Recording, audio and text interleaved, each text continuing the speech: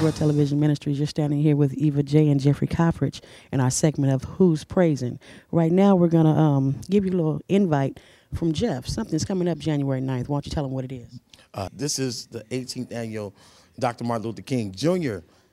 Kickoff celebration. All right. And the reason why it's a kickoff, because we normally do it on the King weekend, Right. but due to circumstances, we're going to celebrate it early. All right. Why don't you tell them where that's taking place at? Because I know it's at Rutherford Church, right? Yeah. Yeah. It's going to be at Greater Mount Carmel.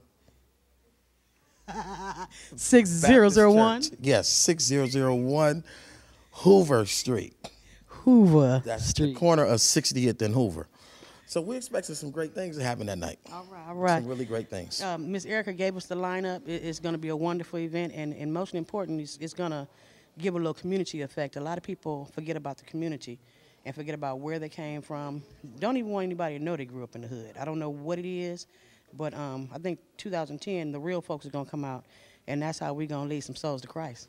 Exactly. Mm-hmm. Exactly. And I think this would be a great tool. Oh, yeah. You deal with a lot of young folks. Why don't you tell us about Inner City and why they're different than any other ministry out there right now? I think because, Eva, I want to say, you know, there's a lot of choirs out there, and they focus on choir material and singing gospel songs. Well, I just want to focus on seeing how many kids can pass through here and go to college, and then come back to the community and give back. And I think that's more so what I think Congresswoman Maxine Waters wants us to do, Councilman Bernard Parks, and so many others, is to do positive things in the community, go to college, become somebody, and then come back to your community in which you come, where you come from, and give back. Right. So that's what I'm doing. I'm giving back. And you've been doing that for a long time, Doc? A long time.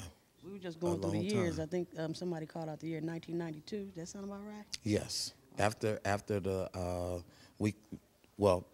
we call it in our era the civil unrest. Okay. But after the disturbance, I just call it a disturbance after the Rodney King verdict. Yeah. Leave it like that.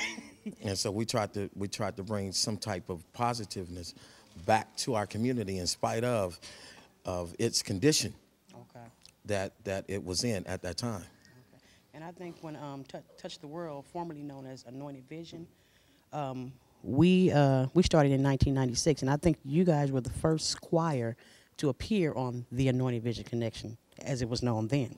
Right, and I think during that time, I had the tragedy when my daughter was killed in the car accident.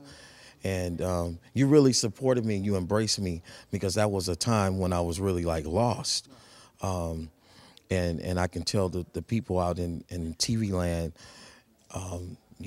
the pain to lose a daughter or a son or anybody is unbearable.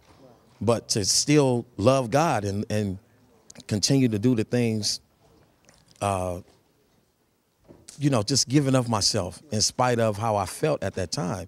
And it was you, Eva, who embraced me and said, we could do this. Just hold your head up.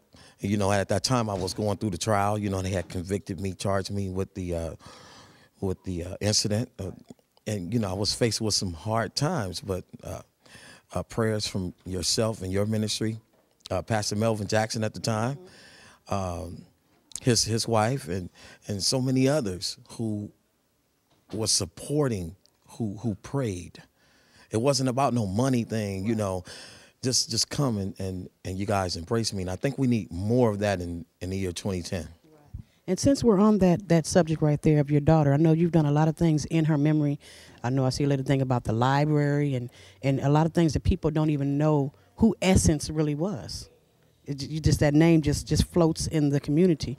Why don't you tell them a little bit about how her loss actually helped other people gain some positive attributes? The loss of Essence actually I think started something that I didn't see coming, and that was to have a library named after her. A 7-year-old having a library named after her, that's real big. Mm-hmm. And so with the help of the new principal, Carolyn McKee and Erica Beckwith from God Revealed Productions. They worked together with me, and people like Kitty Davis, you know, Coach Carnell Ward from Unity One. Everybody just came together, and the key thing is coming together and getting those books that our young people need. Our young people need to know. Parents, please make your son or daughter read. It's reading to them. And so Essence have allowed some things to happen in her memory to help young people become better readers in our community. Well, that's a blessing. You know, you guys are going to hear a lot from Jeff in the year to come. God has given us 2 choirs to work with this year as far as following them throughout the entire year, and LA Inner City is one. The other choir that we'll be following throughout the year is Luita Cassiano and Greater LA Cathedral Choir. The reason why we selected these, it wasn't done out of flesh. It was done because God told us to do it, so nobody's mad but the devil. Sorry. Got to keep it real. You have the opportunity to be on our ministry. Once we pray about it, we're going to step into this television ministry a different way than we've done before. Back in the day, it was done Eva J's way.